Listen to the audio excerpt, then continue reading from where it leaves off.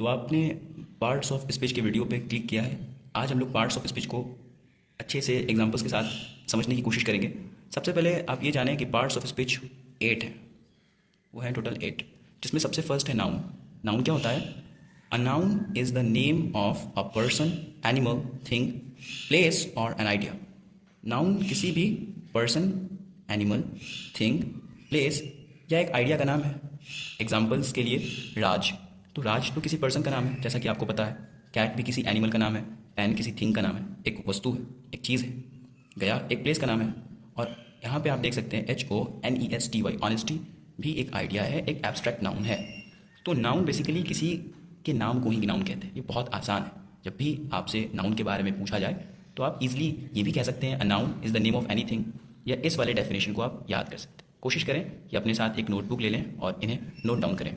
और सबसे पहले इस वीडियो को अपने उन फ्रेंड्स के साथ शेयर कर दें जिन्हें पार्ट्स ऑफ स्पीच में प्रॉब्लम है, जिन्हें पार्ट्स ऑफ स्पीच बहुत डिफिकल्ट लगते हैं, जिन्हें पार्ट्स ऑफ स्पीच समझ में नहीं आता।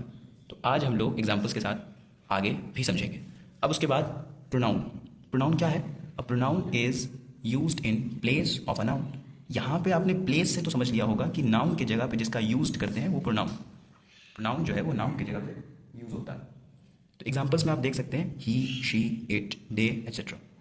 तो यहाँ पे जो वर्ड्स आपको दिख रहे हैं किसी के नाम के बदले में तो यूज़ हुआ है ना।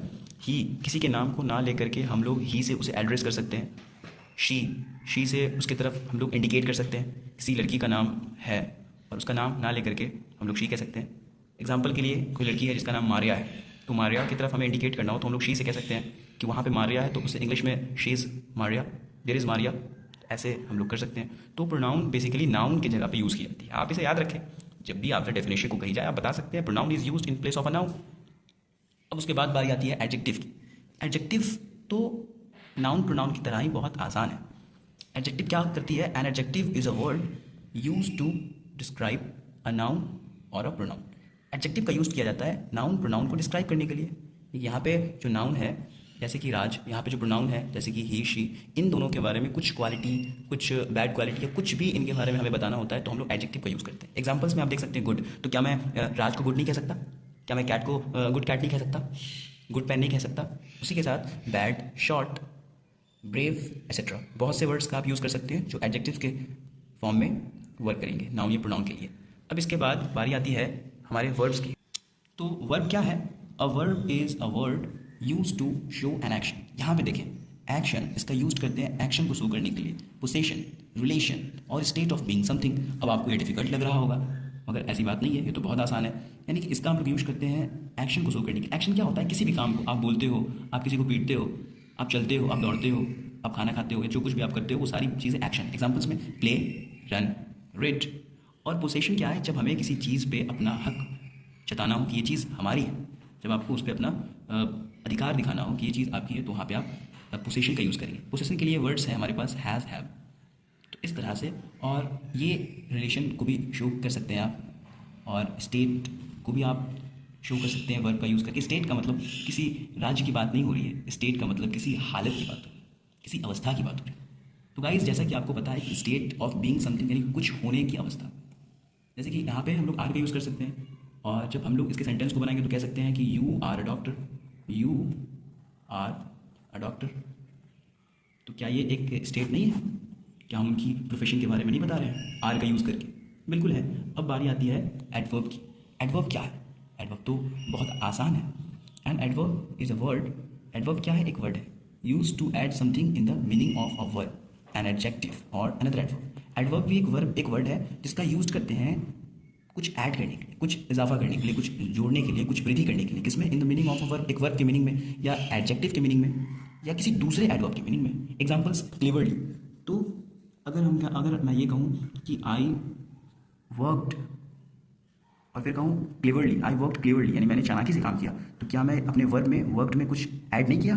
एब्सोल्यूट किया, क्योंकि क्लेवरली से हमने क्या किया? वर्क में कुछ ऐड कर दिया, उसमें हमने कुछ इजाफा किया, तो क्लेवरली। इसी तरह से ब्यूटीफुली, शी वर्क्स ब्यूटीफुली, वो अच्छे से काम करती है। स्ट्रांगली, इस तरह से very, he is very good man.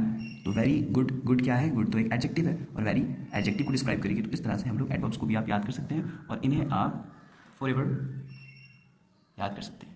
अब हम लोग सीखेंगे प्रीपोजिशन के बारे में। तो प्रीपोजिशन क्या है?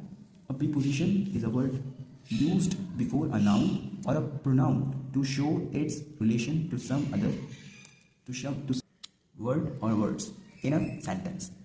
प्रीपोजिशन को नाउन या प्रोनाउन के पहले, जैसे कि यहाँ पे राम है, ओके, राम इज गोइंग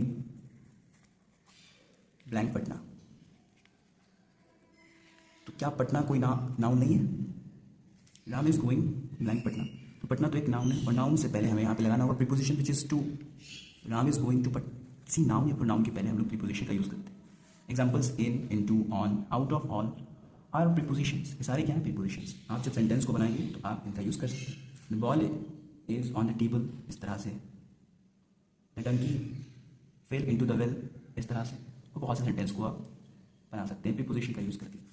अब बात आती है कंजक्शन की। A conjunction is a word use to join words, phrases, sentences together. बहुत ही ये आसान है। कंजक्शन एक वर्ड है जिसका यूज करते हैं वर्ड्स को, फ्रेजेस को, सेंटेंसेस को एक साथ जोड़ने के लिए। एग्जाम्पल्स राम एंड श्याम, तो क्या हमने राम और श्याम को एक साथ नहीं जोड़ दिया? शिया इज टॉल, शिया टॉल है, एंड ब्यूटीफुल, तो क्या हमने टॉल और ब्यूटीफुल को एंड से नहीं जोड़ दिया? शिया की दो क्वालिटी को हमने डिस्क्राइब किया यहाँ पे एंड के यूज के साथ, यू और ही, तुम या वो। तो इस तरह से और भी यहाँ पे कंजक्शन है, बहुत आसान है, आप इन्हें याद कर सकते हैं। अब बारी आती है इंटरजेक्शन की। इंजेक्शन लिया है आपने? शायद लिया ही होगा। जब इंजेक्शन आप लेंगे तो आपके अंदर से एक सडन फीलिंग आती है, वो दर्द की फीलिंग होती है, वो सरप्राइज की फीलिंग होती है। तो an interjection is a word use to express sudden feeling, surprise and strong feeling. ये स्ट्रॉन्ग इमोशन भी यहाँ पे हम कहा जा सकता था। एग्जाम्पल्स के लिए alas, my dog is dead, इस तरह से आप यूज़ कर सकते हैं। Oh I got a hurt, wow, etcetera. एक बात का ख्याल रखें कि इंटरजेक्शन के हर एक वर्ड के लास्ट में एक्सक्लेमेशन मार्क की साइन जरूर हो। ये एक्सक्लेमेशन मार्क आप देख सकते हैं। तो ये बहुत इजी है इसको पहचानना। जब आपको इंटरजेक्शन को पहचानना हो तो आप एक्सक्लेमेशन साइन को हमेशा देखें। कभी कभी सेंटेंस के स्टार्टिंग में ही एक्सक्लेमेशन मार्क्स होती है। तो ये थी हमारी parts of speech with examples. अगर वीडियो इन्फॉर्मेटिव लगी हो तो आप इसे लाइक कर दीजिए और इस चैनल को सब्सक्राइब करके इंग्लिश को सीखने के लिए शॉर्ट वीडियोज़ के ज़रिए से और as well as long videos के ज़रिए से जुड़ जाएं। और इस बात का ख्याल रखें कि सब्सक्राइब के बगल में जो बेल आइकन है उसे आप जरूर प्रेस कर दें। Thank you for watching this video.